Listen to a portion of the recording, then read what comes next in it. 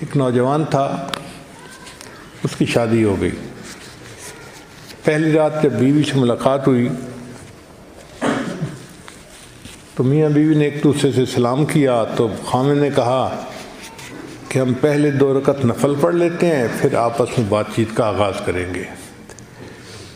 وضو تھا دونوں کا، چنانچہ خامن نے 2 رکعت کی نیت باندھ لی اور بیوی نے پیچھے 2 رکعت کی اپنی نیت باندھ لی۔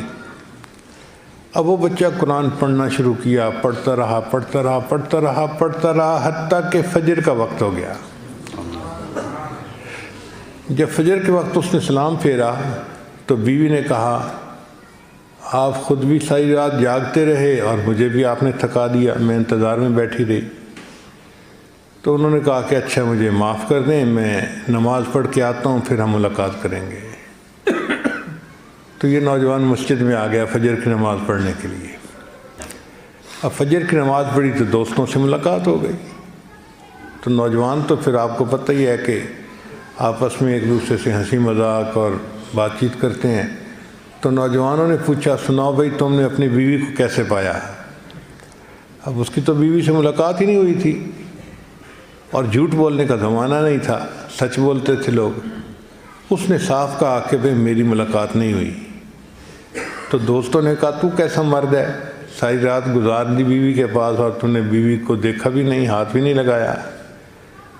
تو جب انہوں نے اس کو آہر دلائی نا تو وہ کہنے لگا کہ اللہ کی قسم میں نے تو 2 رکعت کی نیت باندھی تھی، جب قرآن مجید پڑھنا شروع کیا تو مجھے ایسا لطف آیا، میرے ذہن سے ہی بات نکل گئی کہ دلہن میرے انتظار میں بیٹھی ہوئی ہے۔ آپ سوچیے ان کو کیا لطف آتا ہوگا قرآن پڑھنے کا، کہ نوجوان کے ذہن سے ہی بات نکل گئی کہ دلہن میرے انتظار میں ہے، اور قرآن پڑھتے پڑھتے اس نے پوری رات اس طرح گزار دی۔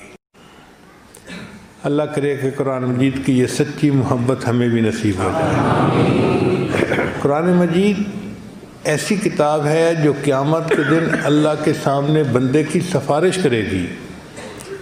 حدیث مبارکہ میں ہے کہ قرآن مجید بہت جھگڑالو ہے، یعنی جو لاڈلا بیٹا ہوتا ہے نا وہ باپ سے جھگڑ کے بات بنواتا ہے۔ قرآن مجید بھی اللہ کا کلام ہے۔